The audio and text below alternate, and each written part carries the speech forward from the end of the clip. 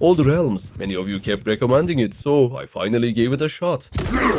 And let me tell you, I loved it so much that I ended up conquering the entire world, which, by the way, is almost twice the size of Calradica, I think. And somewhere along the way, this chaotic playthrough turned into something bigger, a grim, dramatic story I had to tell. For those of you who haven't heard of this unforgettable mod, let me explain. From the unique careers and their distinct playstyles, to the breathtaking landscapes, grotesquely beautiful armor designs, and the oppressive, war-torn atmosphere of the Warhammer Fantasy world, Old Realms isn't just the best in Bannerlord, it's one of the most ambitious and impressive total conversions I've ever played in gaming, period. And if you're not familiar with the Warhammer universe, don't worry, I'll break everything down as simply as possible along the way, along with the mods you can use with it and how to make it as stable as possible.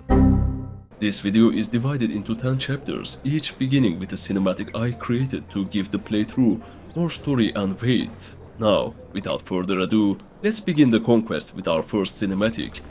A thin figure with pale skin and hollow eyes stumbles through a fog-drenched Sylvanian village. He walks like a corpse, stirred from long-forgotten slumber, bones groaning, knees trembling with each step. His past is a blur, only fractured glimpses remain, shattered memories with no meaning, no anchor, but a voice echoes in the void. Ah, Sebastian, long time no see. You've suffered, I know, but your master has never forgotten you. Come home, ride east. There, in the shadow of ancient castles, the lambs still graze. Feed, heal, become whole once more. Let their blood stir your strength, for what awaits will demand it. So, I obeyed my master and traveled to Castle Drakenhof. The market was overflowing with livestock. I bought them by the dozens, drained them dry, butchered the carcasses, and sold the meat and hides to humans for massive profit, totaling 5,000 dinars by the end of it. With the money earned, I bought a spear, a shield, and some javelins for Sebastian, getting him ready for some action. Speaking of which, after wandering through the forests for a while, I encountered a Chaos Cultist party of 10. These guys are basically the black metal fans of the Warhammer universe, worshippers of a group of devils called the Chaos Gods. Sebastian killed as many of them as possible using only his javelins. When those eventually ran out, he drew his spear. With no shield and no ranged weapons, they were helpless if I circled around and poked them from a distance. After throwing some magic bolts in their faces and finishing off the last one, the battle was over, earning Sebastian a good chunk of combat experience. Sebastian managed to resurrect 3 skeletons after the fight. The number of skeletons raised scales with his spell skill under the discipline branch, and the numbers will only grow as Sebastian levels up and defeats bigger enemy parties. To balance this, skeletons can't be wounded, only killed, and they're weak as hell. They start at tier 0 with 50 health and no armor, but if they survive and level up, they can actually become useful. By the way, every time Sebastian levels up, he also earns career points, which can be spent in 2 different branches of his Bloodlines perk tree. He belongs to the Von Karstein bloodline, one of 3 available for vampires. Necrocs focus on magic, Blood Knights excel in melee, and Von Karsteins are the jack of all trades. This bloodline also grants him the ability to leap absurd distances, ignore all fall damage, and even transform into a swirling mist of bats. For the tier 1 perks, I prioritized boosting our party size and mana. As our clan tier increases, new branches in the tree will unlock. Anyway, Sebastian continued cleansing the lands of Sylvania from unlawful filth. When his skeletons were outnumbered, he raised the dead using his necromancy spell to assist them, summoning 25 tier 2 skeletons. That spell was broken as hell at this point of the game. When he didn't have enough winds of magic to cast it, he ordered his skeletons to retreat to avoid casualties, and cleared the bandits and cultists himself with the help of his long spear. They were smart enough to block blows, but one mistake, and they were either dead or nearly there, and eventually everyone makes a mistake. Next up, Ungors, half-man, half-beast monstrosities with shielded infantry and bowmen in the back. They were way more dangerous than the rest. Sebastian still didn't have enough winds of magic to summon skeletons, so he cleared the archers while their infantry chased ours. Then his javelins pierced the exposed guts of infantry, who, for some reason, love to raise their shields up to their faces. Once the javelins ran out, he finished the rest with his spear. Then the Imperial deserters attacked. Just like the Ungors, they had shields and bows. They managed to kill all of Sebastian's skeletons, but just like the Ungors, they fell one by one to his spear. Their loot was solid, steel gear. Our inventory was packed. I traveled to Waldenhof and sold it all, then waited for my mana to regenerate. More and more parties fell. Eventually, I started recruiting vampire troops. They don't just cost money for upkeep, they also require dark energy, which is filled by killing enemies or owning thieves. If dark energy drops to 0, the upkeep drains our mana instead. And if that runs out, our movement speed gets absolutely nuked. So yeah, money alone isn't enough. You've gotta manage your energy too before mindlessly stacking vampire units. Oh, and by the way, many of our prisoners were ready to join the party. I recruited them by sacrificing party morale, creating an army full of undead and unlawful scum. After their first battle, our vampire troops were ready to become Blood Dragon Knights. I upgraded them straight away, with naive excitement. I recruited even more vampire troops and through non-stop bandit hunting, kept upgrading them. And if you're wondering why my game looks abso-fucking-lutely gorgeous, it's because I'm using a Reshade called Encyclopedia Calradica, with an add-on that preserves the UI. If your PC can handle it, definitely give it a try. It's the best looking one I've seen by far.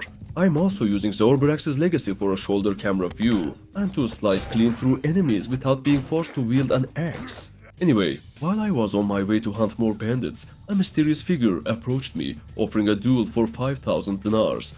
I gladly accepted and we started the duel inside the fenced area for my horses. The man moved with unnatural speed. I was struggling to even land a hit. Honestly, I wasn't sure which one of us was the vampire. He was also a petty god. Even when I did manage to land a strike, it only dealt 2 or 3 damage. Still, I pressed on, thinking I could snatch that sweet cash, but eventually a foul strike to the face brought me down. Only then did the man reveal his name, Vittorio De Luca.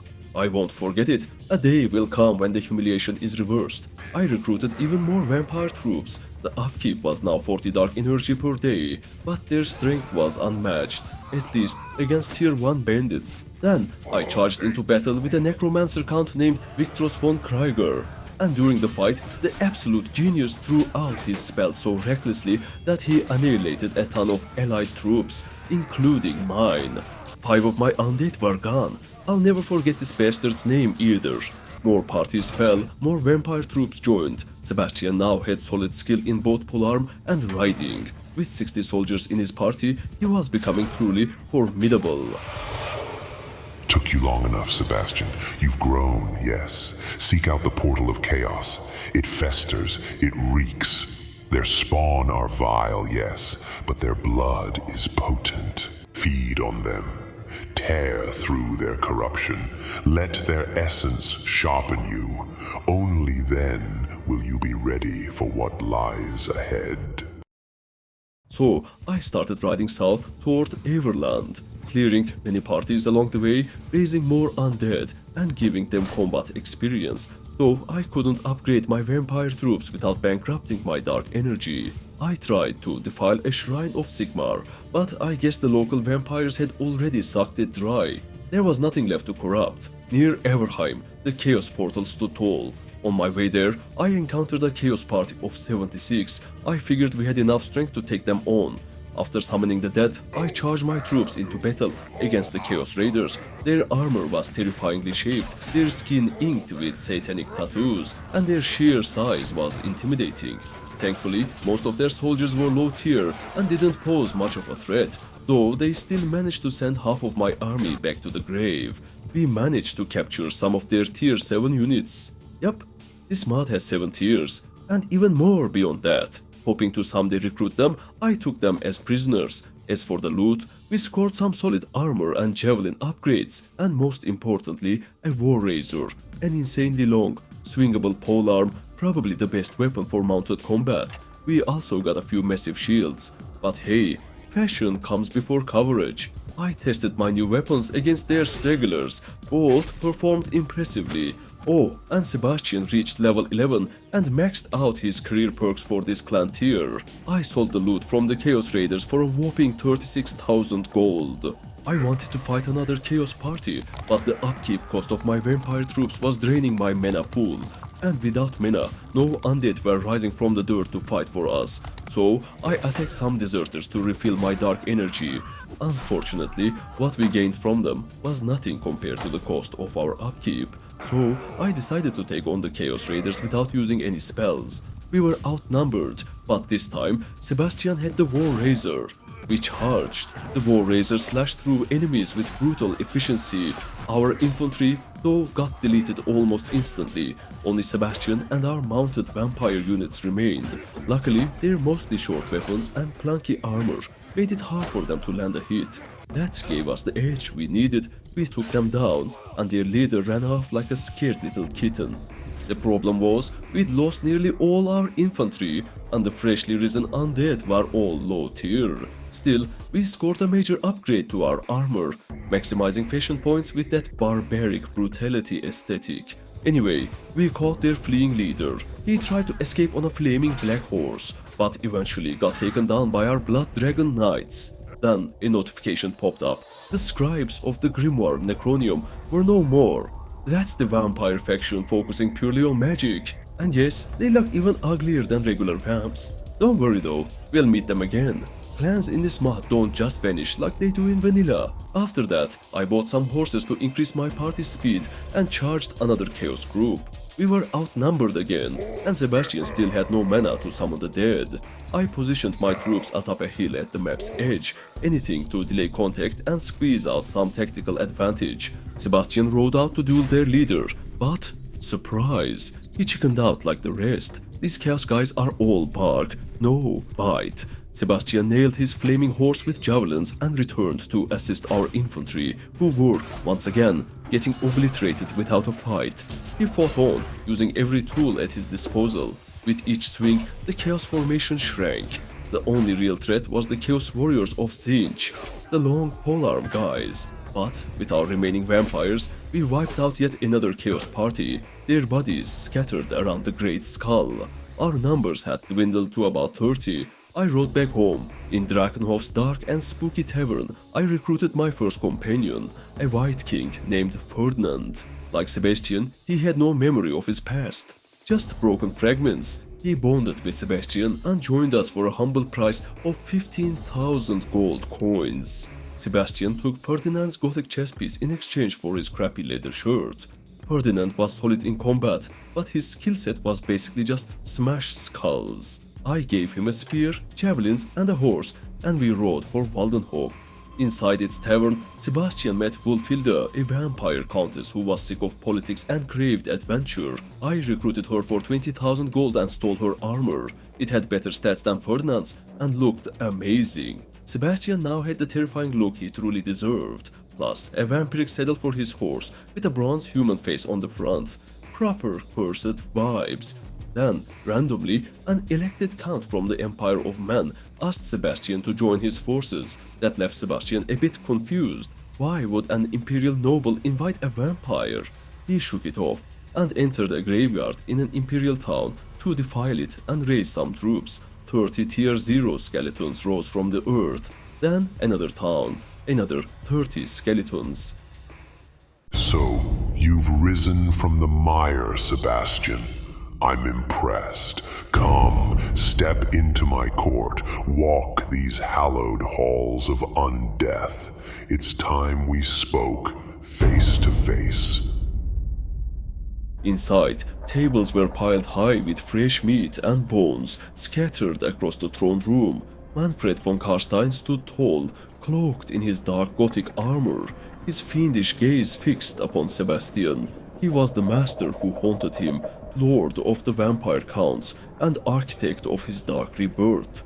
Welcome, Sebastian. At last you stand ready to serve Sylvania, not as a wanderer, but as one of its true instruments. From this moment on, every foe you vanquish shall fill your coffers with gold, and your soul with dark energies that flow through the veins of the damned. Your first task is simple, yet vital.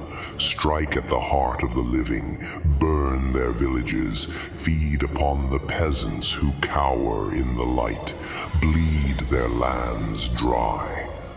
But Sebastian hesitated. Some part of him still felt empathy, shattered memories of happiness and love drifting through his mind. He dared question the master. Oh, Sebastian, my naive little shadow, still clinging to your illusions. We are the apex, the top of the food chain. A tiger does not hunt other predators. It dines on what was born to kneel. The blood of chaos is tainted, but the blood of the meek, the innocent, that is where our strength lies. Let their screams echo through the night. Let their weakness become your nourishment. He turned, waving a dismissive hand as if to release a hound from its leash. Go now. Do as I command. Tear their world apart and return only when the land itself cries out your name in fear. Sebastian, with no choice but to obey his master, began raiding villages. He cleared out the militia archers and let his infantry handle the rest, giving them the experience they so desperately needed. Their lords rode to their defense, but Sebastian easily evaded them and continued the slaughter, with no chance against our undead horde. Village after village fell. Manfred had only asked for 3 villages to be raided, but Sebastian destroyed 6 to ensure his master's satisfaction. During the carnage, he reached Clan Tier 2. This not only unlocked the second branch of career perks, massive boost to his health, magic and party size, and granted access to dark magic spells, but it also meant he was now eligible to become a count. As Sebastian made his way back to Manfred for his reward, Everland and Sylvania had declared peace. The reward was transferred to Sebastian nonetheless, but after a rapid chain of war declarations, we soon found ourselves at war with 4 different provinces. After selling all the loot he had gathered, Sebastian recruited more undead companions and visited a dark magister. He purchased the novice dark magic spells, Chillwind and Death Spasm from him for a total of 20,000 gold. Then he set out toward Manfred's army, recruiting Sylvanian troops from villages along the way. There were many high-tier vampire units among them, but our dark energy gain was simply not enough to sustain them. It pained Sebastian to let them go. Then, a lord from Ostermark attacked his party. The balance of power was equal. Sebastian cleaved through the archers while the infantry clashed. The battle was won, though at the cost of 115 casualties. 50 skeletons were raised after the fight. Eventually, I reached Manfred's army, but the vampire lord was surrounded by enemy forces. He was captured in an instant and thrown into the dungeon of Melchior's tower.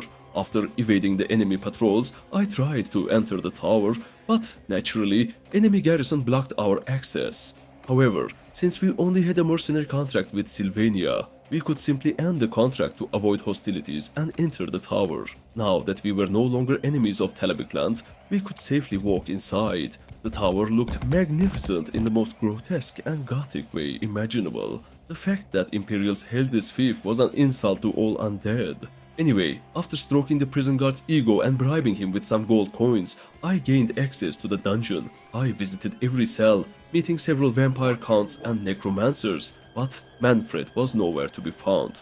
Turns out the slimy bastard had managed to escape right before we entered the dungeon. Meanwhile, a massive Ostermark army of 2,600 men was besieging Waldenhof, our second town.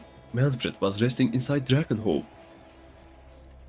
Sebastian entered and made his way toward him through the haunted, fog-laced hallways where skeletal statues and vengeful wraiths lined the path. Manfred sat upon his gothic throne, a grotesque gargoyle looming above it, a blood-soaked feast laid across the table before him. You traitorous, spineless bastard! How dare you end our contract? Sebastian explained himself, how he had done it solely to rescue Manfred from the dungeon. Oh, I suppose that makes sense.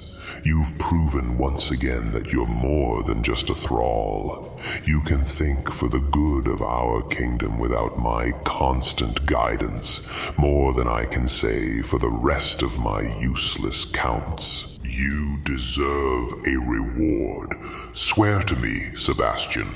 Swear that you will pledge your soul to the eternal servitude of Sylvania. Swear your undying loyalty to the most cunning and magically gifted vampire of all von Karstein bloodlines, to me.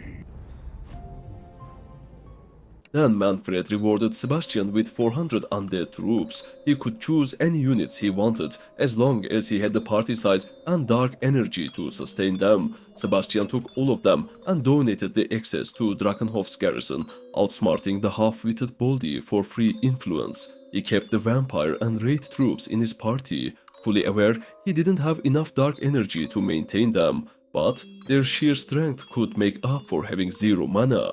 The wraiths had 75% physical damage reduction, while the vampires boasted higher health and superior combat skills. Both were only slightly vulnerable to fire. Next, I recruited a necromancer companion named Casimir. He could summon skeletons during battles, increasing our numbers as needed. I didn't let him wear heavy armor since it reduced mana regeneration, so I left him with his default gear. Every advantage mattered if we were to survive this massive war against our kin. I attacked a small enemy party, attempting to raid one of our Sylvanian villages. One of our newly acquired dark magic spells, Death Spasm, one-shotted several units and set them ablaze. The battle ended with only one casualty. The mercenary was executed, though I wasn't sure at the time. Another would eventually replace him. We needed to eliminate their nobles and wipe out their clans. Then Sebastian came across a roadside accident. A man was gravely injured, trapped beneath a cart. Sebastian could have killed him and raised him as a skeleton, but instead he tried to help using his medical skills. He failed, and the man died.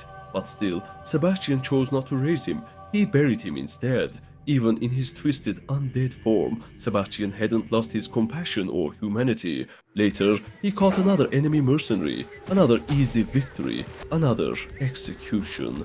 Then, I joined the siege of Lycaberg. Sebastian rode toward the breach and dismounted. While attempting to burn the enemy infantry, he accidentally scorched himself. Using mist form, he ascended the walls. With only a sliver of health remaining, he cleared the archers using his war razor. The black walls of the town were soon overrun by the undead. The siege was successful. Sebastian thought he'd be granted the town since he had no fiefs, but it was awarded to Manfred instead. While trying to join the siege of Fort Bracker, we were intercepted by an enemy army of 500. It was time for Sebastian to prove himself. He crippled the enemy infantry with dark magic and, as always, targeted the archers with his war razor. Soon, only cavalry remained. After felling a few of them, the rest fled and the battle was won. However, nearly all of our forces had perished. Only vampires and some recruited chaos troops survived. But the massive number of resurrected skeletons more than refilled our ranks. We gave the surplus skeletons to our necromancer, so he could lead his own party. Then we unlocked a career perk that allowed us to regenerate 3 winds of magic for every headshot kill, including melee kills, effectively granting us unlimited mana as long as we struck with executioner-like precision. Speaking of which, I executed 2 imprisoned Stirland nobles. The third had escaped, and we had no way of catching him, so instead I joined the siege of Fort Bracker. One of the perks I'd unlocked let me use mist form at the start of battles without needing to charge it through kills. I flew over the walls and cleared the enemy using war razor and javelins. Speaking of which, this polearm is awful when fighting on foot. We might need to invest in two-handed skills for that. Anyway, the siege was won with minimal casualties. Manfred thanked Sebastian for his assistance. His inexplicable hatred towards Sebastian had at least begun to wane. I gave Casimir more skeletons and donated any unnecessary prisoners to the fort's dungeon. Our newly conquered town, Lycaberg, was soon besieged by the enemy, and the ownership of Fort Bracker was granted to another lord. Sebastian remained without a fief, shamelessly used by the other vampires. Then, we made peace with one of the weaker provinces, securing a generous tribute as a bonus. Shortly after, we made peace with Talabecland with no tribute in the treaty. More battles followed, many against beastmen and cultists. Then we besieged a Stirland fort. Sebastian charged first, clearing the walls with his dark magic and war razor, while the other vampire lords were too busy killing their own troops and accidentally damaging Sebastian with their garbage aim. Sebastian fell, but the siege was eventually completed. Manfred thanked him for his patience, making sure his puppet wasn't offended. They granted the fort to Sebastian, for Bastard finally got his own fief, which boosted his daily dark energy gains significantly. Meanwhile, Stirland's massive army had taken Lykeberg and was roaming to conquer more. I refilled my army using high-tier troops from our new fort's garrison. The 1,300-strong enemy force was soon surrounded by our 3 separate armies. We outnumbered them by 200 and launched the attack. A consecutive Death Spasm and Chillwind combo from Sebastian annihilated swaths of infantry. Then he turned his wrath toward the archers and reinforcements. Many fell beneath his razor and dark spells, including our own troops. The forest was littered with Imperial corpses. Clash after clash, the enemy crumbled. But their riflemen held strong. Their scattered formation made it difficult for Sebastian to massacre them in groups. They inflicted heavy casualties, but were eventually routed when our infantry closed the distance. The last to remain were their griffin-riding knights, who weren't exactly paragons of courage, fleeing the moment their archers collapsed. We captured 6 nobles, 650 skeletons were raised. We took them all and hunted down the fleeing nobles. Despite outnumbering them, we still suffered losses, thanks again to the vampire counts and their legendary aim. I unlocked 2 important perks. One allowed us to regenerate 3 health per second in mist form, making us almost immortal in battle, as long as we remembered to transform. The other made sure our heavy armor no longer slowed our mana regeneration. Then I handed over my excess skeletons to Wolfhilda, our vampire companion. With Clan Tier 3 unlocked, we could now have 3 parties. Since vampires and necromancers get an innate plus 100 party size bonus, our clan-only army now totaled around 600 men. Next, I bought all the imprisoned Stirland lords from the other vampire counts, around 3,000 each. 11 nobles were now locked inside our party. Those angry eyes. I know you. So this is how you repay the Empire. Seems Carl was right about you all along. Come then, vampire. Do your worst. Sebastian, unsure what the old man meant, pressed on without a flicker of hesitation. With each execution, the sound of the axe slicing through flesh triggered my autonomous sensory meridian response, releasing waves of relaxing sensation down my neck and spine. First, the Man of More clan was destroyed. Then, the Southern Stirland clan. Only 2 clans remained, both crippled and close to extinction. Then I found and purchased another prisoner, Luthor Haas, from a necromancer count. With his execution, the cult of Sigmar was no more. Stirland now had just 1 clan left. Sebastian donned Luthor's armor and gauntlets. Their rusted, chained design perfectly suited his aesthetic. How did I get his armor? It's the Better Executions mod, fully compatible as long as you disable AI executions from its menu. We then managed our castle to maximize taxes. After that, I summoned some lords to my army and besieged Lykeberg once more. Its walls were still shattered from the Empire's earlier assaults. Since Sebastian had only a single castle and no other vampire lords had assisted in the siege, he felt certain the town would be granted to him. He filled the garrison and dungeon, then sold his loot for 2 million gold. Thanks to the True Town Gold mod, which increases marketplace funds, he invested 60 influence to secure ownership of Lykeberg. There was no way he could lose it, but Manfred, the greedy, wretched swine, claimed the town for himself. He didn't care about Sebastian at all. Yet, with a shattered mind and no place else to go, Sebastian had no choice but to stay under his master's shadow. Next came the siege of Siegfriedhof, another Stirland town. We destroyed the walls as there were no threat left to interrupt us. Sebastian stormed the opening and tore through the packed enemy lines with magic. The ground was cleared in moments. Then came the walls. Raising his new Imperial Greatsword, Sebastian carved through the archers descending the stairs. Yes, I'm investing in two-handed skills now. I am done using the War Razor on foot. The siege succeeded without major issues. Sebastian spent 100 influence to claim the town. Manfred, ever the selfish, shameless dog, snatched the town yet again. His disdain for Sebastian was becoming unbearable. Meanwhile, we were halfway to Clan Tier 4, the greatest power spike of this playthrough. Now that we had over 100 spell skill, we could finally unlock adept level spells. I purchased BloodRayne and Screaming Skull for a total of 50,000 gold, both powerful dark magic spells. I didn't bother with necromancy, as I'd rather harm my enemies than help my allies. Then I spent another 50,000 on books so Sebastian could occupy his free time intellectually while gaining a slight boost to his skills. After that, I bought Death Spasm for my vampire companions, giving them a way to deal damage while Chillwind was on cooldown. Meanwhile, the other vampire armies were besieging Wordbat, while we laid siege to Stirland's last town, Midlandburg. I began building trebuchets to breach the walls, but just before they could finish their job, another army joined the siege and launched an assault, rendering all our preparation pointless. The Vampire Lords wiped out many of the enemy forces with their spells before Sebastian even reached the walls, but once he leapt onto the ramparts, he managed to clear out a group of archers, then jumped to the ground and massacred the infantry with his spells, finally getting a chance to test BloodRayne. It turned out to be quite effective. As long as enemies remained within the downpour, the damage output was nearly limitless. Still, it wasn't as busted as Chillwind, which could either annihilate dozens or barely scratch a few. Its hitbox is weird like that. Anyway, the enemy retreated to the keep. Just another excuse to give Sebastian more two-handed XP. After overfilling the garrison with freshly raised undead, Sebastian met a mysterious vampire lady in the tavern, Mabel. Her short brown hair and teasing smile awakened a part of him he thought long dead. Well, well, you must be Sebastian. I've heard all sorts of delicious stories about your strength, your bravery, your reputation. They say you're the legendary warrior Sylvania has hungered for. And me. Let's just say I'm quite the legend myself. I'd be thrilled to serve you in every possible way.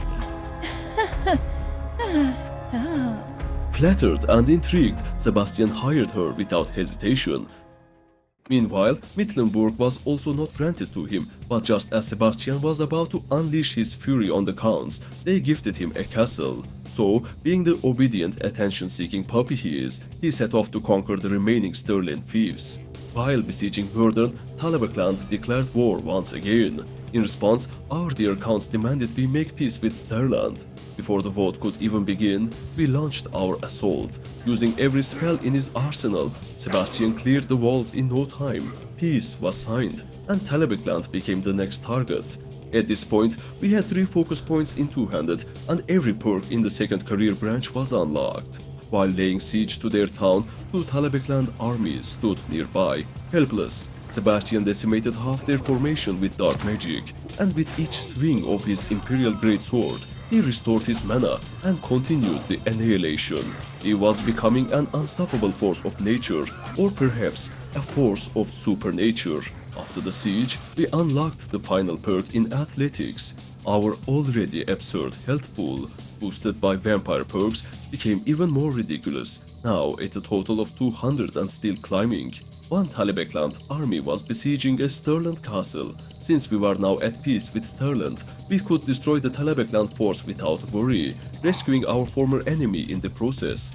Before the front lines even clashed, Sebastian wiped out a large chunk of the enemy with magic.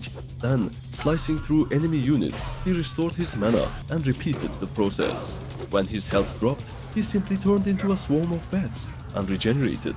The battle ended with Sebastian racking up 225 kills. 3 lords were captured and executed. The rest escaped, but we soon caught another of their armies raiding our village. Their leader was with them. Another effortless victory, thanks to our unstoppable magic. 2 more nobles executed. We kept pushing forward.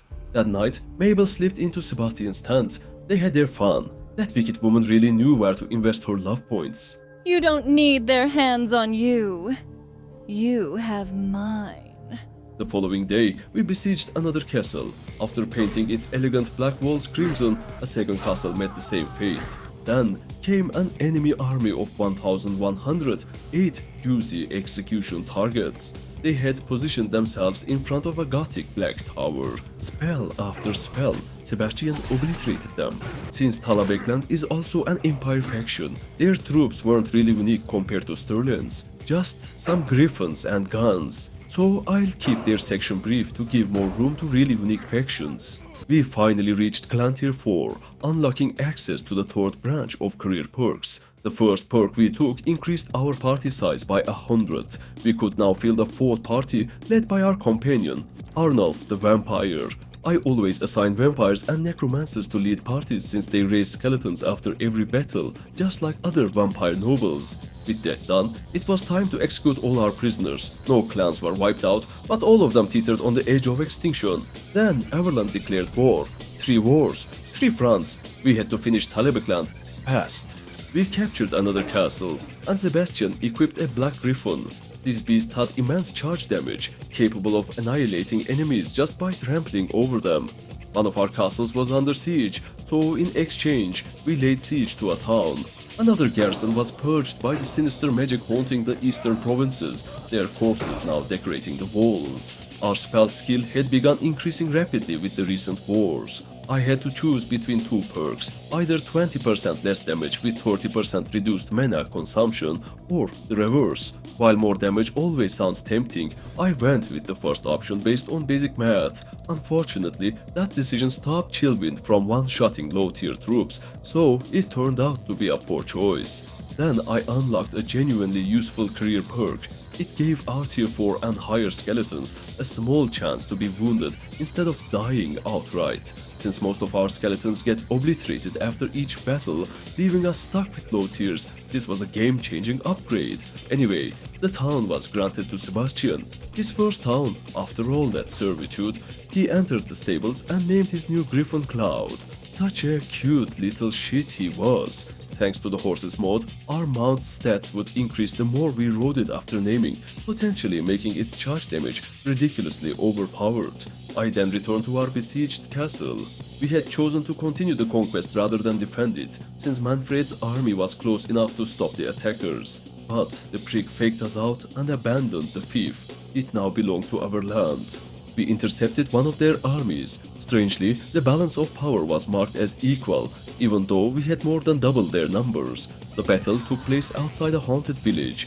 The enemy fielded many high-tier troops, especially their Griffin Knights. Considering most of our parties were likely filled with tier 0 skeletons, that explains the supposed balance. Their foot soldiers were easily dispatched by Sebastian, but their cavalry decimated our ranks. Troop quality matters on a whole different level in this mod. Still, victory was ours, and the battle earned us a whopping 100 renown. 700 of our soldiers died though. Oops. It was totally worth it, however, as 11 nobles were executed. We reclaimed our castle and marched toward Ostermark, since Everland was already crippled after all those executions. On the way, I visited Hunger Woods, a haunted site used for necromantic rituals like summoning wraiths or leveling up the undead. I couldn't summon the wraiths though, maybe because another vampire count had already claimed them for the day, or maybe it was bugged. So, I began recruiting vampire troops instead. We had nothing else to spend our dark energy on, and they were better than wraiths anyway. Another one of our castles came under siege. We responded by besieging Ostermark's castles to reclaim what was once Sylvania's. Undead fortresses, now stained with imperial blood, left as a warning to any who dared trespass on these lands again. Then it was finally time to take back Waldenhof. Unfortunately, its gothic horrifying map still wasn't finished, so we had to settle for an ordinary fortress instead.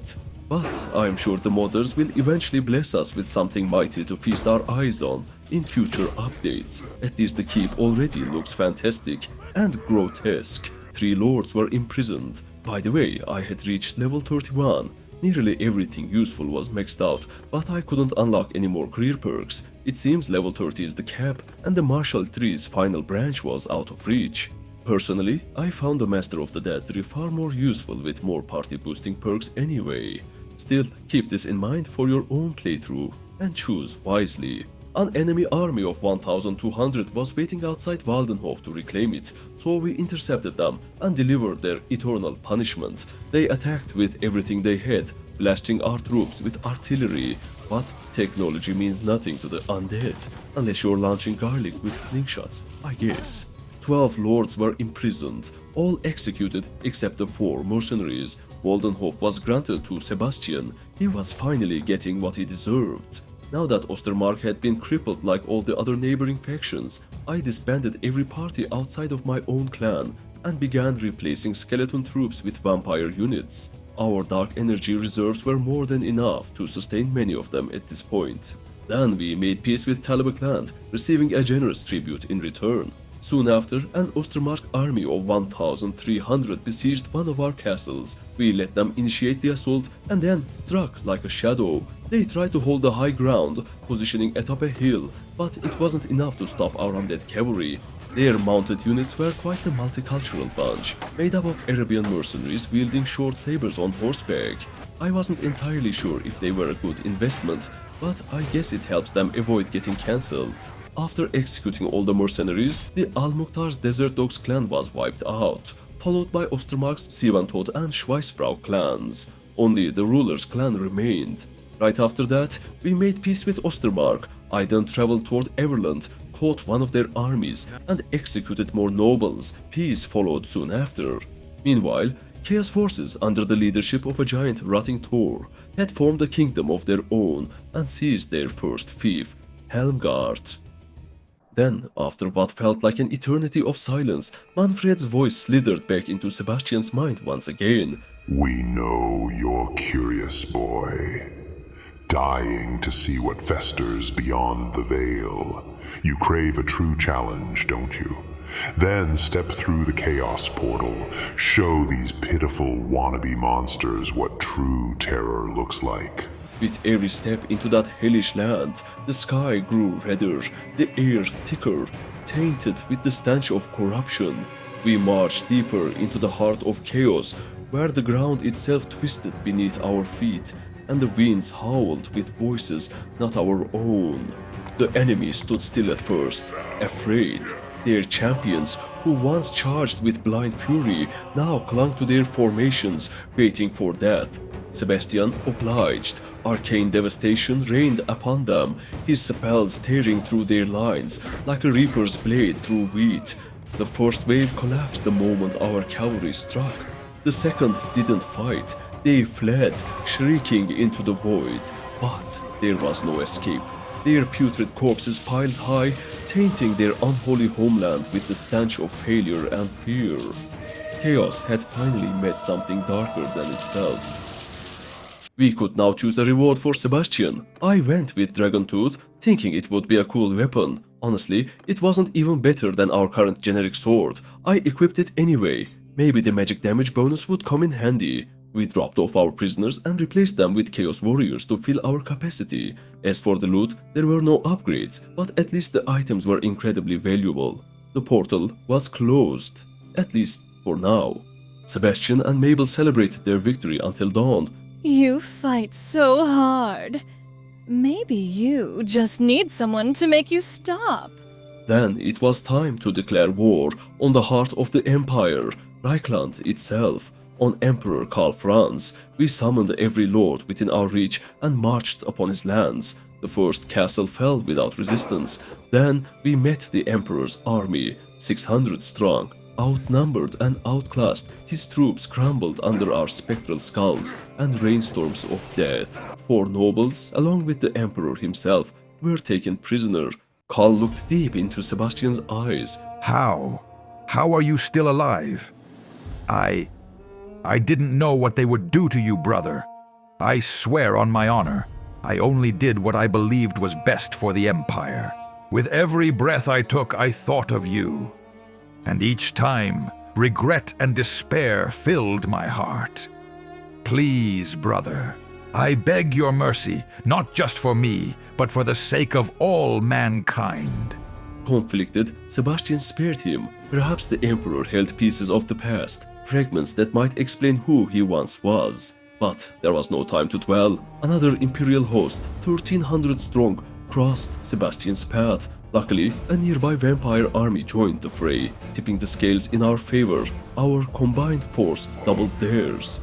The first wave of infantry was annihilated between Sebastian's and Mabel's devastating spells. Griffon riding cavalry stormed towards Sebastian, managing to deal some damage, quickly undone when he shifted into his mist form.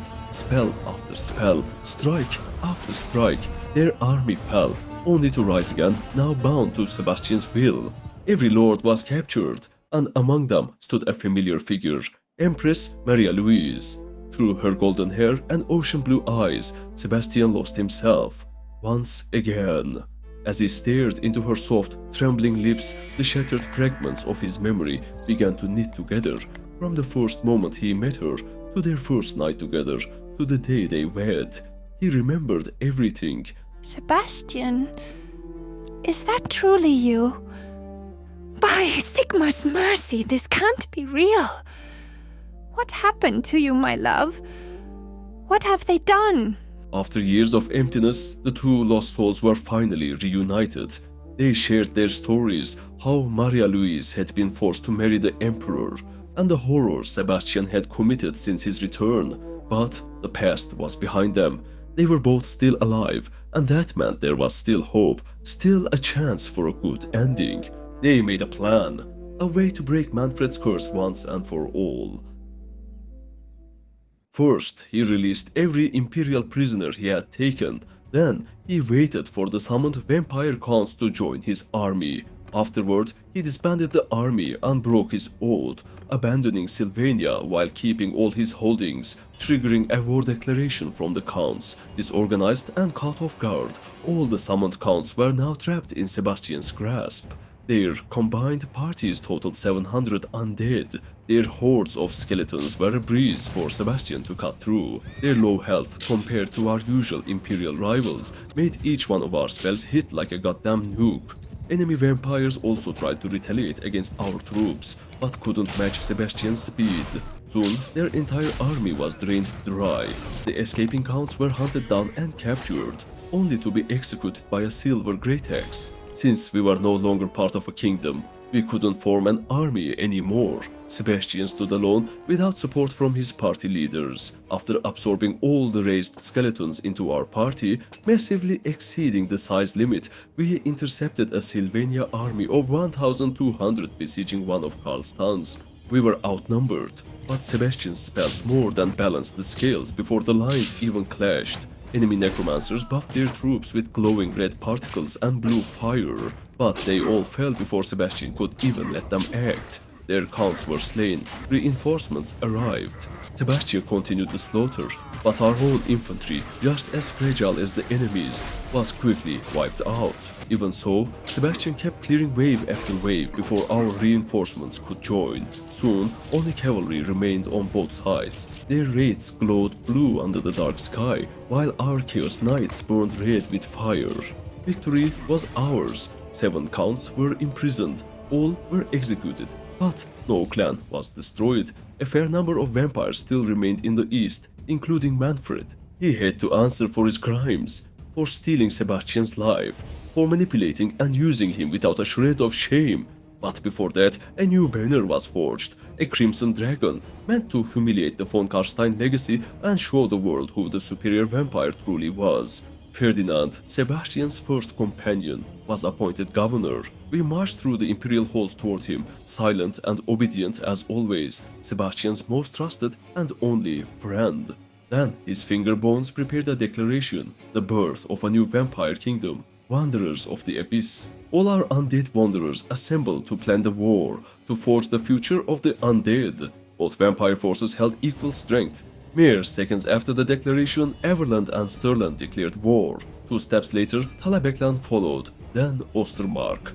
The entire world now stood against Sebastian without any allies, but he had to finish what he had started. He needed his revenge. We carved a path toward Manfred, capturing Sylvanian towns along the way without building a single siege engine, relying only on Sebastian's leaping prowess and dark magic.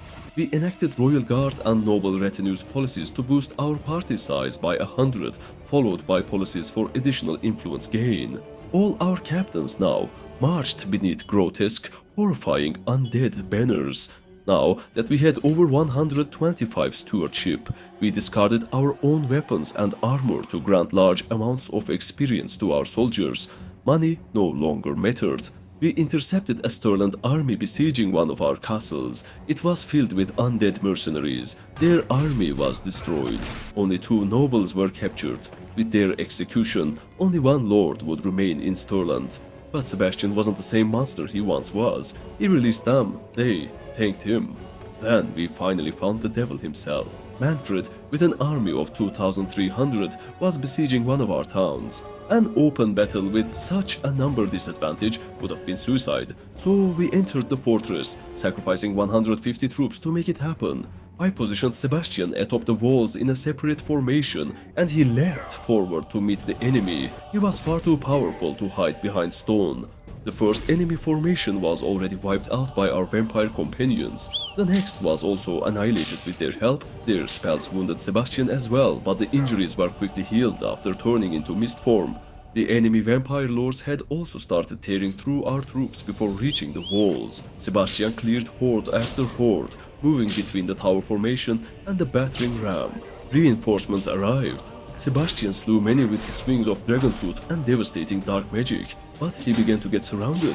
The ram reached the gate, and infantry began climbing the ladders. Sebastian fought them off, but couldn't keep pace. His bond with Cloud was strong enough to call the beast with a whistle. It burst through the shattered gates and rushed to him. Mounting the Black Griffons, he began cleaving through the enemy ranks with the War Razor. Swing after swing, spell after spell, the slaughter of the undead continued. The enemy pressed toward our inner defenses.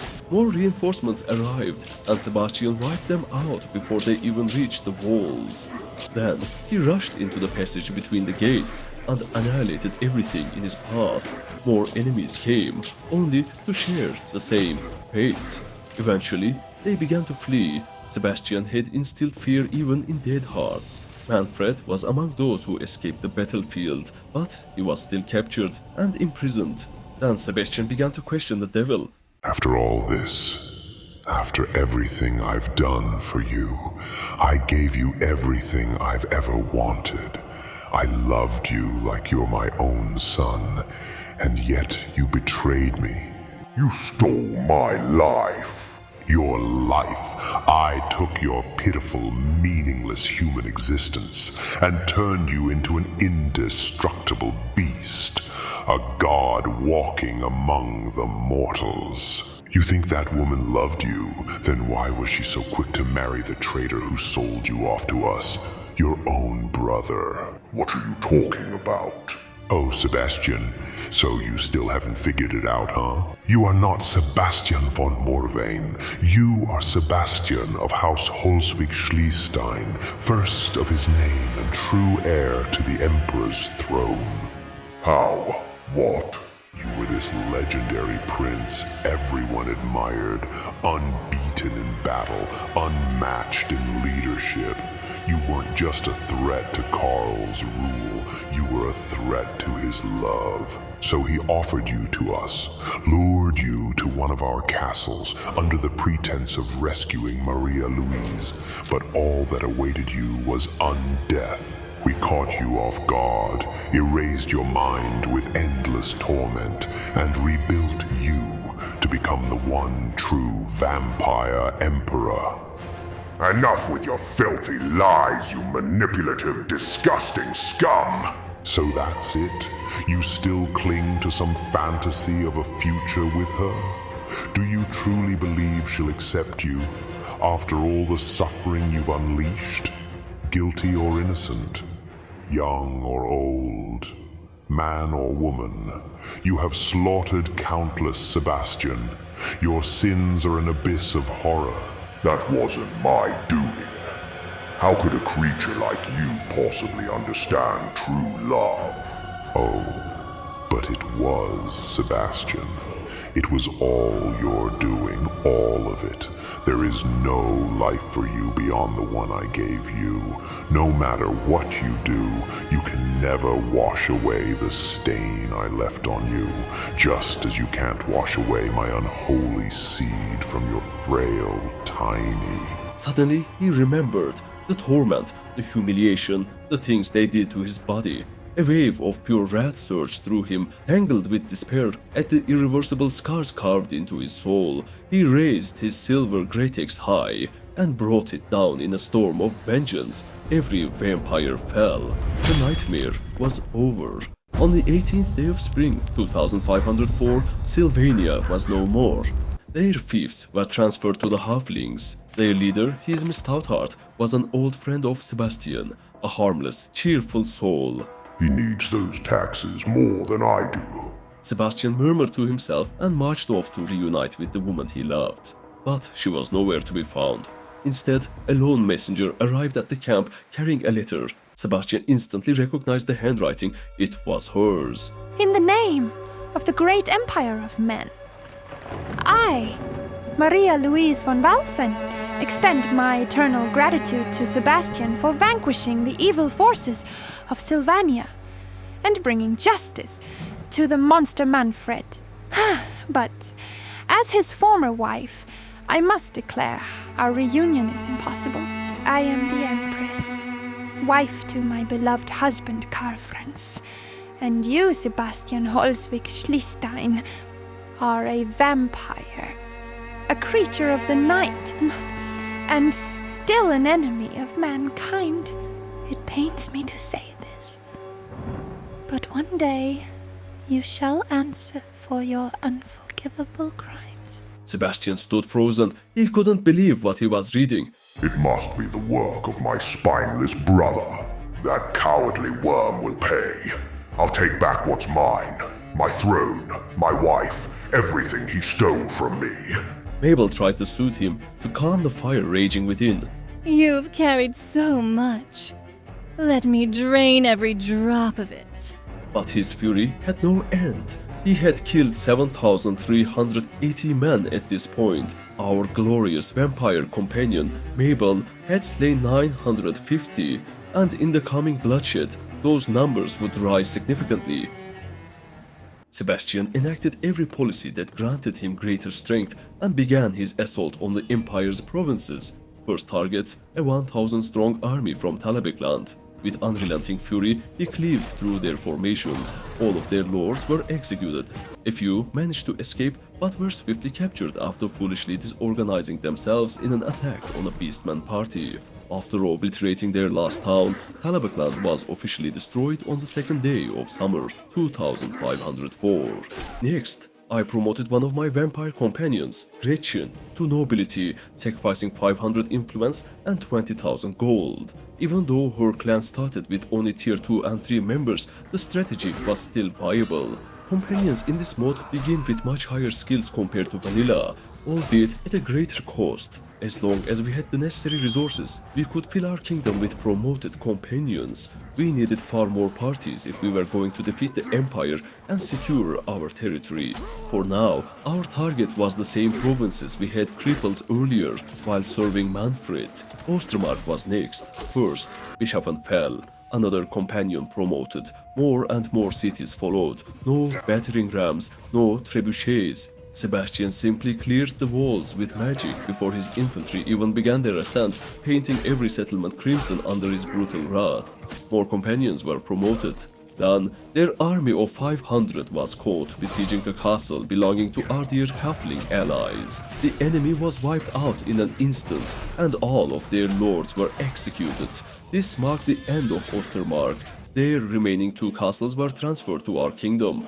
While we marched toward the final remnants of Stirland, Aslan declared war, a big imperial province from the north with a banner of a red bull. Their troops must have wings or something.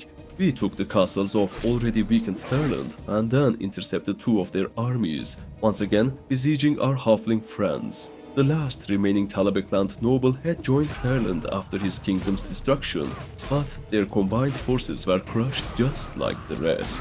The undead mercenaries were executed and their clan, Cursed Company, was destroyed.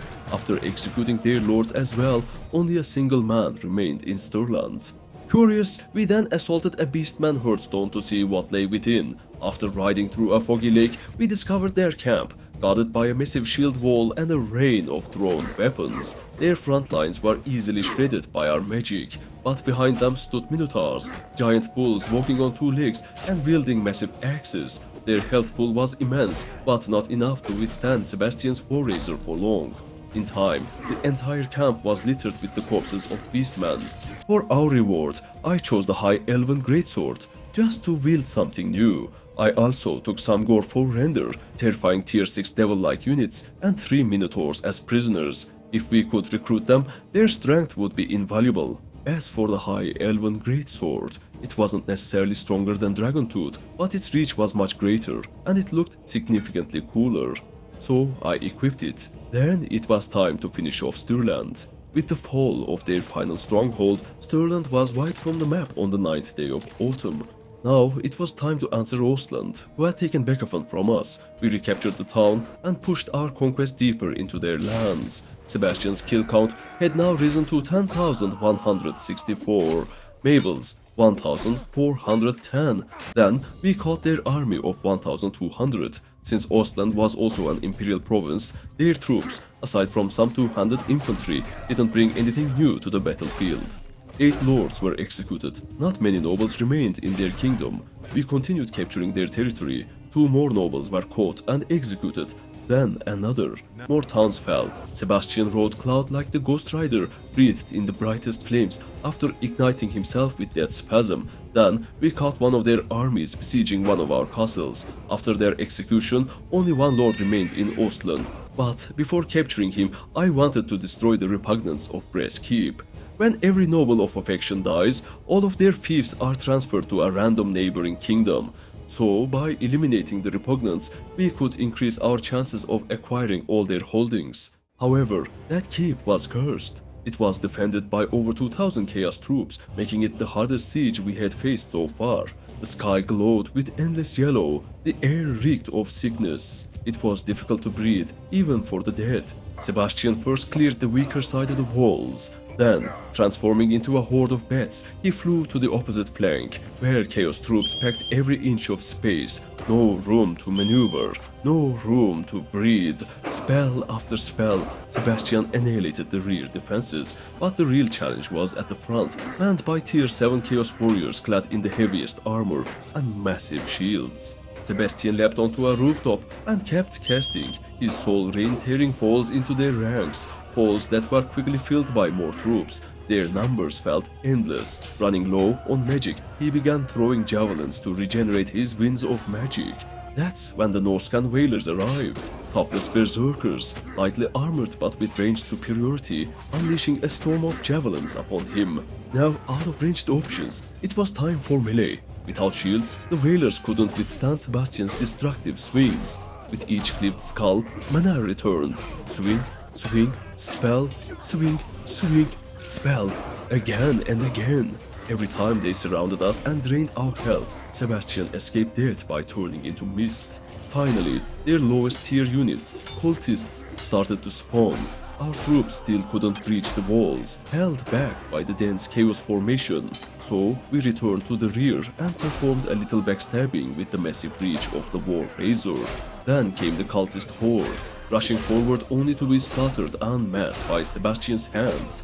We carved our way to the staircase leading to the walls, now piled high with corpses. With the last elite chaos warriors eliminated, our soldiers finally scaled the walls and finished the rest. Sebastian resembled a hedgehog, his rusted armor pierced by countless javelins.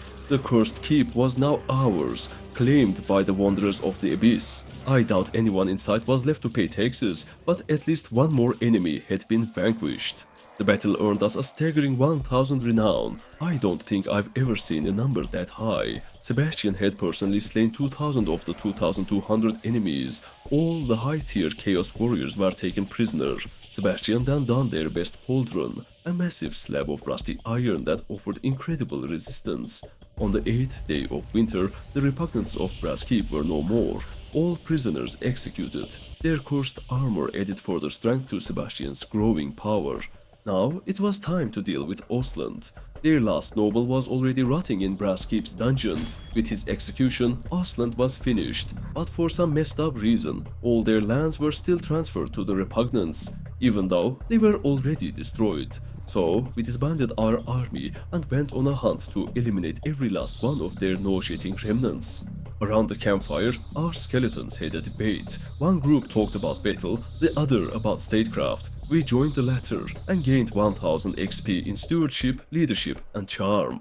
The repugnants were scattered across the snowy northern lands. One by one, we hunted them down, destroyed their chaos troops, and chopped off their heads. First, the Globhelm, then Pucius the Dung-Tongued, their charming leader, beheaded. Then, for the first time in this campaign, we defiled a shrine of Sigmar. I'm not sure what was wrong with the ones before. None had the option. There were massive armies from various provinces in the north. I figured, why not execute others while we're at it? So I declared war on Hochland and Nordland. However, I couldn't interact with them yet. They were attacking repugnant thieves. Stupid mechanic. Anyway, I waited for them to finish, then destroyed their army and executed their lords. Another repugnant was caught and beheaded. More lords waited in line. Eventually, the massive Hochland army managed to capture Norden, finally leaving them exposed to Sebastian. We were outnumbered 2 to 1, but the balance of power remained equal, mainly because their forces were filled with peasants. The snow turned crimson with imperial blood as the war razor sliced through their frail flesh. 11 lords captured and executed, leaving their kingdom in the hands of 3 teenage nobles. Then Sebastian joined a horse race in the woods and lost. Then he gambled and lost again. Then they offered him food to ease the pain, as if he could eat anything but humanoid flesh. Anyway, the last repugnant was finally caught and executed, destroying their clan for good. Yet again, the lands were not transferred to us, but to Nordland instead. At least now we knew our next target. We summoned our party leaders once more and you know the drill. Towns besieged, armies destroyed, lords executed. Along the way, I assaulted a Norscan hideout, beginning with what seemed like a smuggling port, moving through wooden gates and bridges, and ending in a ruined fortress. I one-shotted their leader right in front of them, but their troops weren't really worth capturing. More towns fell. Then we finally caught one of Nordland's armies. After executing the 4 lords within, only 3 remained. Then we caught another army, this one containing those final 3 lords. With their beheading, nothing happened. Yeah, I miscalculated. There was still one more. He was nearby. We caught him too. With his execution, Nordland was finally destroyed. And at last, the lands were transferred to us. Then a notification popped up. Beastmen were raiding a village called Condom. Yes, there's literally a Bretonian village named Condom. Perfect. While on the way, Vittorio De Luca, the swordsman who destroyed us earlier, came once again for a rematch. We gladly accepted. It would be nice if we could actually choose which weapons to use. Like, why does it always have to be one-handed? The only skill Sebastian isn't gifted at. Bro was still way faster than us, even with our 300 athletics, so we cornered him at the edge of the fences, using our massive frame to trap him and beat his ass by dealing 5 damage over and over again. The legendary duelist finally fell, though Sebastian was still bitter, so he stabbed his unconscious face a few more times. Our glorious victory would have been even more glorious if our soldiers had watched us instead of some random horses. At least we finally got the juicy 5,000 coins. Now it was time to deal with Hochland's remaining lords. The first was hiding in a city, so we took the walls. Then his head. He was just an 18-year-old boy, maybe only came of age a few days ago. Then the last remaining lord got caught, along with a mercenary. With the execution of yet another young boy, Hochland was destroyed and all their lands were now ours. Sebastian had now reached 16,342 kills, while Mabel was at 2,627. The party leaders we had disbanded from our army earlier were wiped out by the enemy. I picked them back up from the taverns they were holed up in, but now they hated Sebastian with a -100 relationship. If blaming others for your failures were a person, I guess.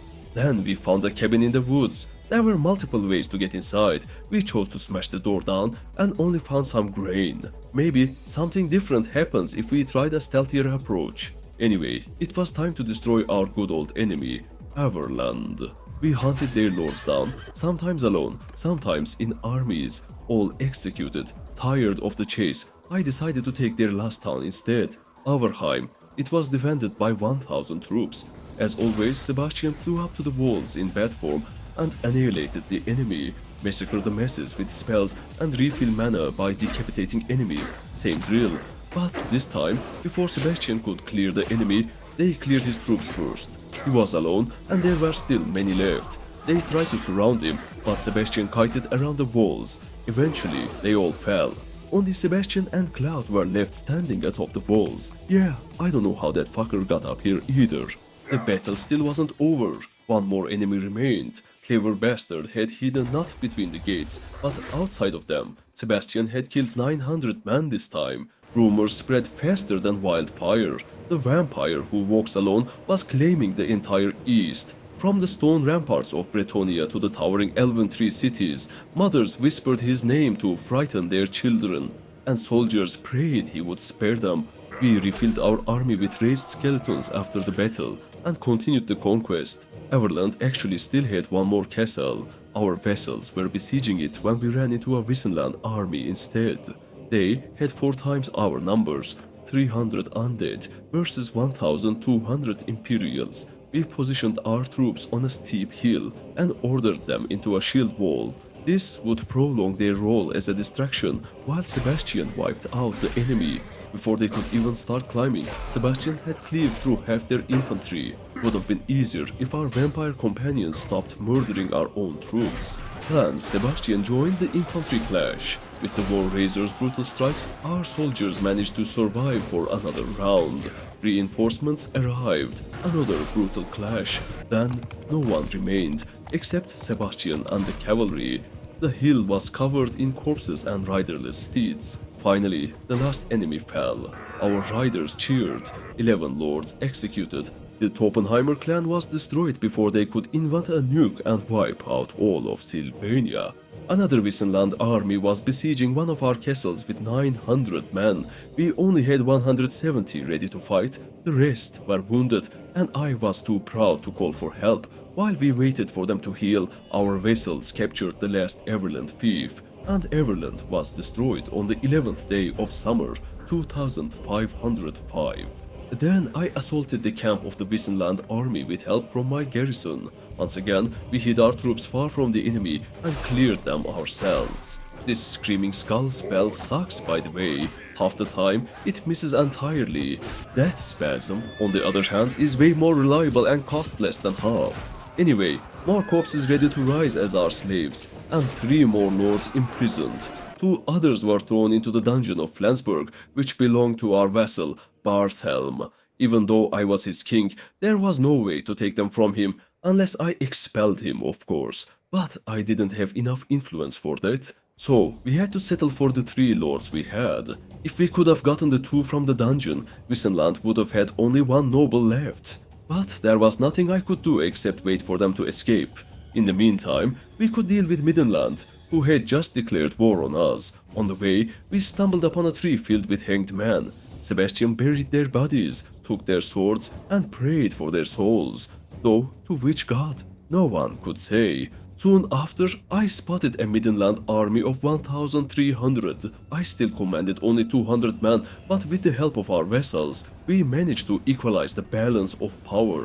Another Imperial army getting massacred by Sebastian. Shocking, I know, but I promise, we're getting really close to some truly unique battles. Anyway, 10 lords were executed. Then Bannerlord declared war. Northern elves, the Aeonir. Shortly after, we caught a Middenland force of 800. During the executions, a mercenary clan known as the Leopard's Company was wiped out. One less pain in the ass to deal with. We moved on to besiege Middenheim, hoping to provoke them into forming another army. Instead, the Imperials fled, but an elven army of 350 was caught soon after. Don't let their numbers fool you, there were still many lords hidden within. Elves in this mode generally field fewer troops, but they're far more elite. The battle took place in a muddy clearing surrounded by dead trees. Elven armor lit up the field in hues of bronze and green. Their archers and infantry stood united, managing to inflict some losses, but their numbers weren't enough to stop Sebastian. We took their tier 8 envoy guards and queen's defenders as prisoners for recruitment and offered their lords a chance to join the rightful emperor. Sebastian held deep respect for the elves, though he despised their superiority complex. But they rejected his offer, leaving him no choice but to decapitate them. Then it was time to claim their lands. The design of their fortress left Sebastian speechless. How clean and flawless it looked. It didn't feel like something built in this world, more like it had fallen from heaven itself. Its walls were manned by lightly armored troops, all masterful archers. Sebastian's elvish greatsword was now soaked in the blood of its kin. He carved his way toward the keep, cutting down countless enemies. But the elves' endless stream of arrows was taking its toll. Soon he realized he was the last one left in his army. He transformed into mist and regenerated his strength, only to leap back into the fray, now fighting alone against hundreds of elves. His magic annihilated swaths of infantry, but the real threat was the archers. By turning into a swarm of bats, he hunted them down one by one. Cloud joined the battle to assist her master, though truth be told, she was more a hindrance than help. Surrounded on all sides, Sebastian endured countless stabs. Only by leaping like a frog could he kite the enemy. After recharging his mist form, he rushed back up the walls to clear out more archers. Then came a perfect death spasm, wiping out a huge portion of the defenders. He kited the rest along the wall's edge. When he jumped to the ground, many followed him, only to fall to their deaths. Another perfect death spasm followed, and the majority of the survivors were burned to a crisp. Only 55 enemies remained. All of them were slain with their own kind's greatsword. One hit outside the walls, another behind a staircase. But there was one more, so stealthy even the UI couldn't detect him. After 10 minutes of searching, I gave up and retreated, only to assault again. The healed defenders welcomed Sebastian back with a mangonel shot to the face. It barely scratched him. After killing the last of them, the beautiful city finally belonged to the wanderers of the abyss. Sebastian visited the breathtaking keep, admired its enormous dome, and relaxed on its gorgeous balcony. Inside were envoys from many cultures, but all of them said the same cursed words. You are not part of these people. Be gone. Sebastian understood. Among the living, all he could find was hatred, and mankind wasn't his only enemy. The elvish armies were destroyed, their lords executed. Then we spotted a massive army from Wasteland, another imperial province. We declared war, despite objections from all our vassals, including our dearest friend, Ferdinand. Their armies fell. 7 more lords were executed. Soon after, the remaining elven lords were also caught and beheaded. On the first day of winter, Aenir was no more. All their lands were now ours. Though a far stronger elven faction, the Ezrai, still waits in the south, accompanied by massive trees and other worldly forces. Then it was time to bring Middenland to its knees. Their towns fell, their lords were hunted down and executed. By now, Sebastian had reached bonding level 5 with Cloud, having ridden her for 179 days. He had slain 20,469 enemies himself. Mabel stood at 3,197 kills. We besieged Middenland's final fief. On the 8th day of winter, the province was destroyed. After executing the prisoners in the dungeon, their clans were wiped out as well. Then I returned to Voldenhof to finally pick up some master tier spells. Arzipal's Black Horror is an overtime area of effect, similar to Soul Rain, but much stronger. Doombolt, on the other hand, is basically a thermonuclear bomb that obliterates everything in a massive radius, including you. I grabbed a few more spells, but honestly, they are not worth the mana when these two exist. After that, I dumped a pile of looted weapons to skyrocket my skeleton's experience, thanks to a steward perk. Meanwhile, our vassals wiped out a Wissenland army. I went around buying the prisoners from each of them, then promptly chopped off every head, including Supreme Patriarch Balthazar Gelt. After hunting down the last 2 lords, Wissenland ceased to exist. Since we were close, I decided to step into the Chaos Portal for another round. Our new master spells tore their formations apart, and the red stones were once again carpeted with Norscan and Chaos corpses. For my reward, I chose the Khorne Gauntlets, which turned out to be complete trash with only 35 armor rating. Then I switched to a Wood Elven Greatsword. It hits for less than our High Elven one, but with reach of 157, it's basically a polearm. Now, it was time to finally shatter Kalfran's province, Reichland. Our strength was over 5 times theirs. The Wanderers of the Abyss had become an unstoppable tide of ruin and despair. Their stone walls crumbled, Thousands of mortals crushed between skeletal hands, lords met the same fate as their soldiers. Mercy was a ghost no one saw. Only the Emperor himself and a handful of desperate survivors remained, and all were captured after a single decisive battle, including Emperor Karl Franz. Where's Maria? Speak and perhaps you'll be spared the suffering. Maria? I thought she was with you. Enough with your wretched lies. Speak! I swear, brother. I swear I don't know where she is. I know you won't believe me. You have no reason to, not after what I did. But you must understand, everything I did was for the good of our empire, for the good of mankind. So you're telling me you betrayed your own brother, the heir to the throne, for the good of the empire? What in the fuck are you babbling about? You were always too naive, brother. Always starving for attention, for love. Always blunt and honest. Not interested in governance, but only in war and bed. You were not fit to rule, not fit for the web of politics and diplomacy. It seems the hypocrites surrounding you have truly rotted your mind, little brother. You've begun to believe your own lies. I'll ask you one last time. Where is Maria Louise? I don't know, brother. I truly don't know. And I wish I did. For days, Karl Franz endured the merciless tortures of Sebastian, who unleashed years of pent-up rage upon him, but there was no answer to be found. He had spoken the truth. At last, Sebastian gripped his great axe once more and ended his brother's suffering.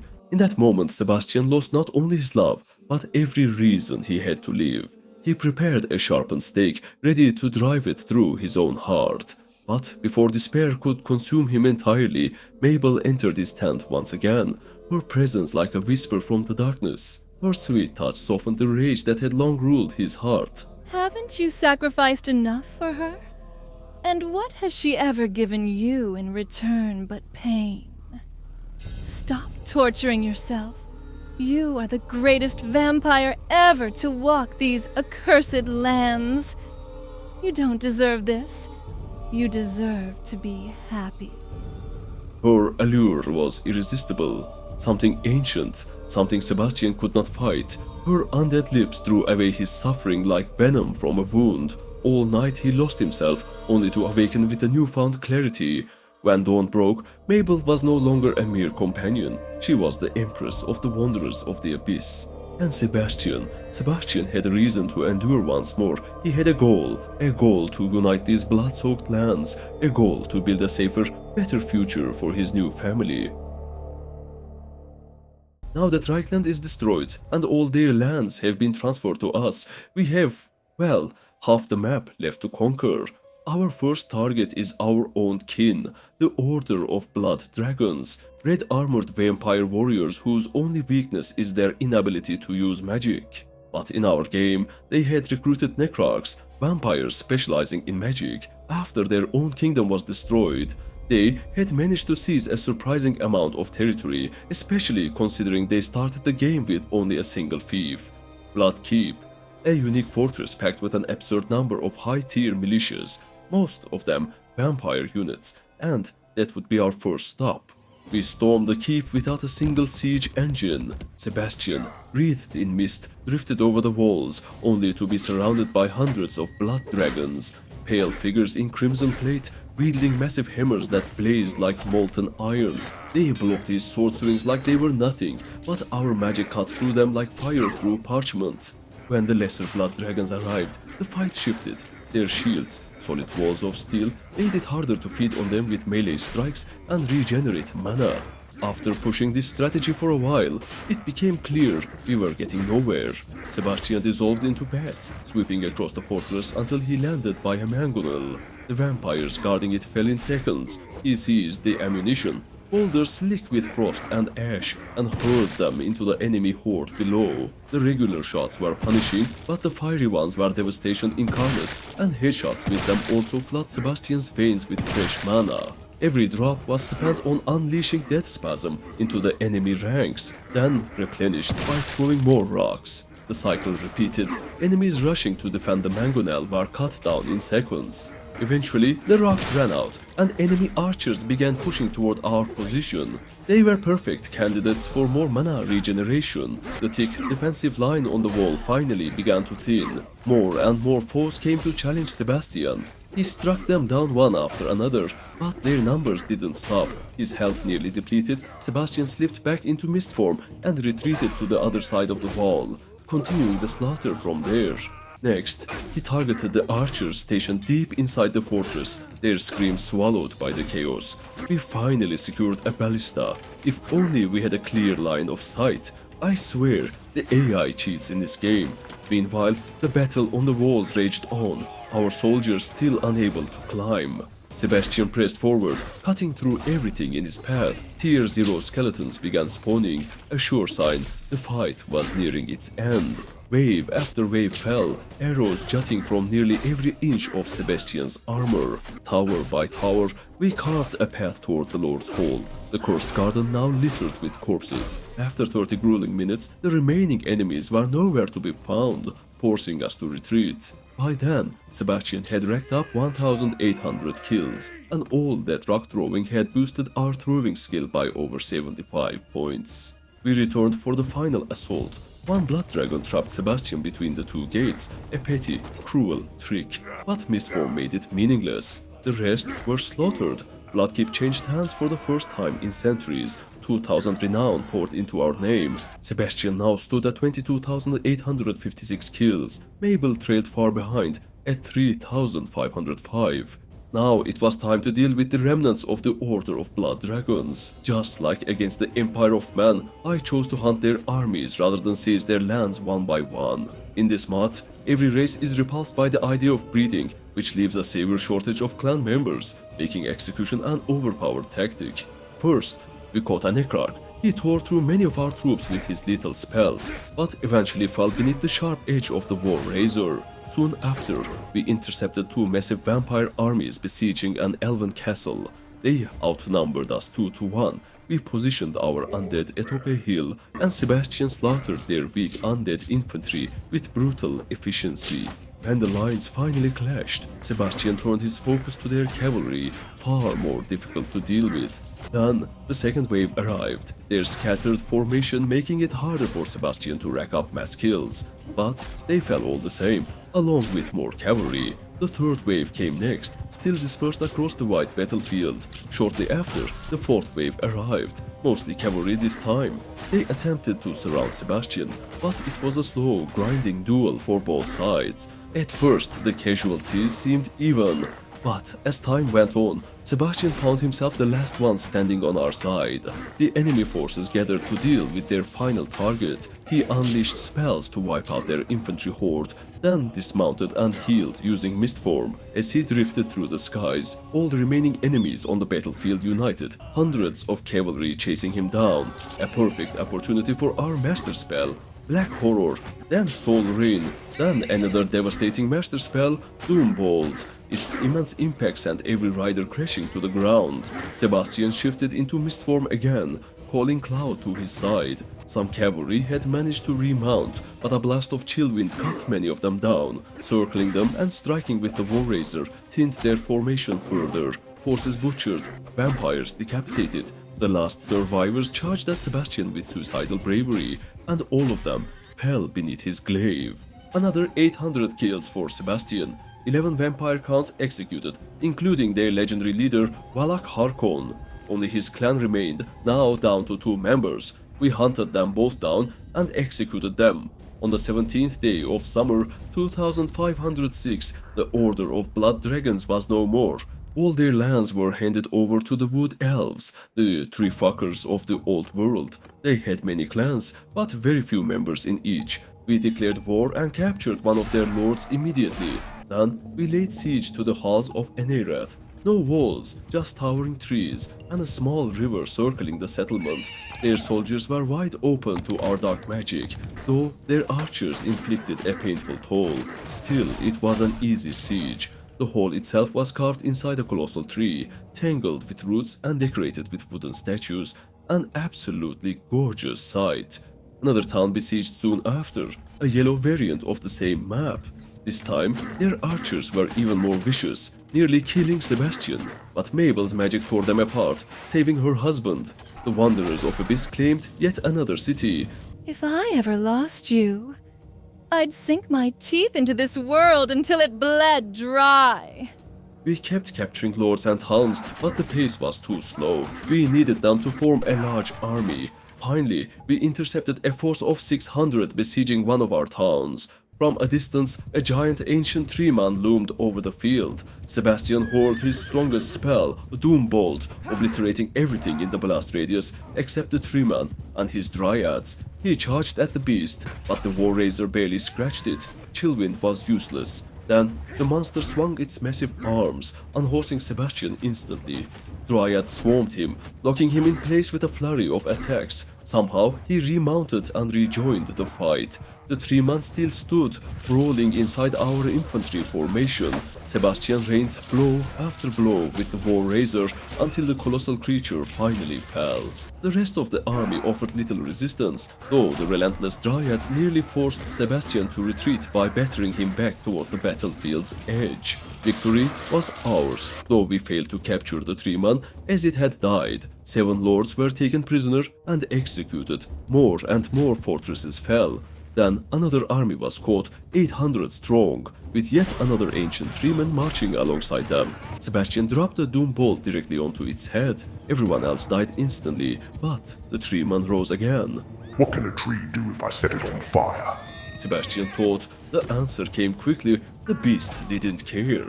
It swatted him from his horse and launched him into the air like a Skyrim giant. Barely clinging to life, Sebastian escaped with mist form, then fought the monster on foot. After countless strikes, it finally collapsed. This time, we captured it. Honestly, recruit 10 of these things and you are strong enough to conquer the whole map. But we couldn't recruit more. Every Wood Elf Lord had been executed and their faction was no more. All their lands became ours. Only the Wasteland, Bretonnian Kingdoms and Musion Knights remained, totaling for 9 more rivals. The Wasteland, last province of the Empire, had already lost many lords in our previous battle. After destroying their army of 600, hunting down the survivors in their keeps and executing them all, the Wasteland ceased to exist on the 4th day of winter. All their lands were handed to their Bretonnian neighbor, the Dukedom of Gisru. Instead of immediately going after them, I chose to wander aimlessly through Bretonnian territory, hunting large armies regardless of which dukedom they belonged to. Eventually, I'd be declaring war on all of them anyway. As for Bretonnian troops, they're mostly heavily armored knights backed by peasant levies, essentially a more realistic version of the Vlandians, which, frankly, makes them boring as hell. The Empire has gunpowder and griffins, elves have towering treemen, stag-riding lunatics and half-naked baddies, vampires wield dark magic and command legions of the undead. Bretonnia, they just ride around all day in fancy armor with lances. Their infantry gets cut down in droves without me even needing to use magic. They roll in with trebuchets while the Empire fires cannons. Yes, their cavalry is incredibly strong and tough to kill, but that doesn't make them any more interesting. So, I won't go into too much detail about battles with them. We simply declared war on every army we came across and executed every prisoner. Thanks to necromancy scaling with our high spell skill, we never needed to replenish troops, so the advance was non-stop. To be fair, I'll give Bretonnia one compliment. Some of the battle maps in their lands are absolutely breathtaking. Dukedoms fell, their lands were absorbed by others, and those dukedoms were crushed in turn. On the 17th day of spring, 2507, the last dukedom on the southern front was destroyed, and all its lands became ours. Only 3 Bretonnian dukedoms and the Knights of Musion remained. Then we caught a Gizoris army of 2000, outnumbering us 2-1. The fight took place on a massive flat plain, perfect terrain for their cavalry. Spell after spell, swing after swing, Sebastian tore through them. Then I decided to drop a massive Doom Bolt in the center of their formation, and the game crashed. which, honestly, makes this the perfect time to explain how to keep this mod stable, because without these steps, you'll see crash screens far too often, and the game may become unplayable. This is a huge total conversion mod, maybe the biggest ever, and that also makes it very unstable. When I first launched it, nobody had armor, and everyone was naked, so here's what you need to do before playing. First, make sure your graphics drivers and BIOS are updated. Drivers are no-brainer, but BIOS is just as important. Even if other games run fine, update it anyway. It genuinely makes a difference, and you have nothing to lose, as long as the power doesn't cut out while you're doing it. Second, a lot of people recommend clearing shader caches in the game folder. That didn't help me. What worked instead was backing up my mods, then verifying my game files on Steam. After that, disable every mod except Harmony, Old Realms Core, Armory, and Environment. Launch the game to check stability. Also, don't forget to click Build Shader Cache in the main menu. It takes a while depending on your system, but it significantly shortens load times and improves stability. Once all that's done, you can enable the mods I listed in the description. I don't recommend combining Old Realms with mods that add extra mechanics like Bannerlord or Forgery. This isn't a highly compatible mod like Realm of Thrones, and that's expected since Old Realms adds far more mechanics. After following these steps, I had only 3 crashes in about 50 hours of gameplay, which is pretty good. Anyway, while I was explaining all that, every one of my undead soldiers died. The battlefield was littered with corpses and riderless mounts, and once again, Sebastian stood alone. No matter, a few dark spells and some circling strikes with the War Razor later, the battle was over. It had lasted over 20 minutes. Sebastian had racked up 1,150 kills, while our ancient Treeman claimed 127. After executing 18 prisoners and dealing with deserters, only 3 lords remained in the dukedom of Xorberax. We began the hunt, but then another problem cropped up. Every time a thief vote came up, my dark tribute gains went completely haywire. Sometimes billions in profit, sometimes billions in deficit. I'm guessing it's because we own so much land that we've exceeded the game's calculation limits. Unfortunately, this not only drops our mana to 0, but also cripples our movement speed to 1. Still, we managed to push through. Every time another vote occurred, there was a chance the game would unfuck itself. After some chasing, the dukedom of Xorberax was finally destroyed on the 7th day of summer. Then we moved on to the Musion Knights, a blend of Bretonnians and Undead. Skeletons, Wraiths, and Black Knights fought side by side to achieve absolutely nothing. Since they held only 1 castle and 1 town, their kingdom fell easily without the need to go for execution hunting. By this point we had maxed out every skill we could possibly need, from combat and spellcasting to social skills, intelligence, and scouting. Our companions had also leveled up like crazy, though I had neglected to upgrade them for quite some time. Next, it was time to deal with the last 2 dukedoms. We captured the king of Bretonnia, Luan Leoncoeur, along with his army of 500.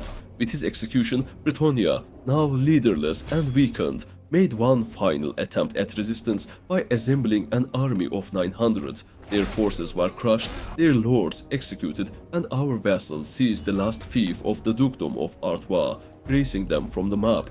I then captured 2 more lords, but Bretonnia still clung to life. The sole remaining lord of the dukedom of Couronne was locked away in the dungeon of Castle Musillon, which belonged to one of my companion vessels. The only way to get our hands on him was to expel that vessel, so I expelled von Gregor. Then I realized the town wasn't Gregor's at all, it belonged to Groger. So I burned the rest of my influence to expel him as well. Motherfucker was holding more than 80 of our fiefs, and reassigning all of them was going to take a while. In any case, after executing the lord in Castle Musillon, Bretonnia still refused to die. Turns out there were 4 more lords I hadn't accounted for. Maybe they just came of age or something. Eventually, we tracked them all down, and on the 14th day of autumn, 2507, the kingdom of Bretonnia was finally destroyed. However, the old world was still not truly conquered. Sebastian's halfling friend, Hisme, still held the vampire lands entrusted to him. Yet, a dark thought began to gnaw at Sebastian's mind. Hisme had also been a close friend of Maria Louise. What if he had been hiding her all along? Driven by a desperate fury, Sebastian rode east without rest, each hoofbeat hammering the suspicion deeper into his soul. When he finally found the halfling, the air between them was already poisoned. I know you're hiding her from me, Heesme. Where is she? Speak now! What the fuck are you on about, mate? Have you been smoking those bloody mushrooms again? The words only fanned the flames. Sebastian's rage boiled over. He fell upon his mess party with merciless force, cutting them down without pause. The halfling was dragged to the ground, tortured in ways only a creature steeped in darkness could imagine. His mess screams echoed into the cold wind until at last Sebastian, consumed by a bitter regret, ended his suffering with a single, clean stroke, beheading his old friend. The wolf priest who had sworn to Heesme shared his fate. The moot was no more. All the lands of the old world now bowed to the banner of the Wanderers of the Abyss. Sebastian's kill count had reached 30,816, Mabel's 5,506. Their conquest had taken 452 days. But there was no triumph in Sebastian's heart, no throne, no empire could fill the gaping void Maria Louise had left behind. Not even Mabel's presence could numb the ache. No one could. One day, Seb, you'll understand I'm the only one who can satisfy you. In his desperation, Sebastian summoned the greatest mages of the old world. Their counsel was unanimous. Seek Gandalf, the all-knowing. Tell me where Maria is, old man, and I, the Emperor of the old world, shall grant you anything you desire.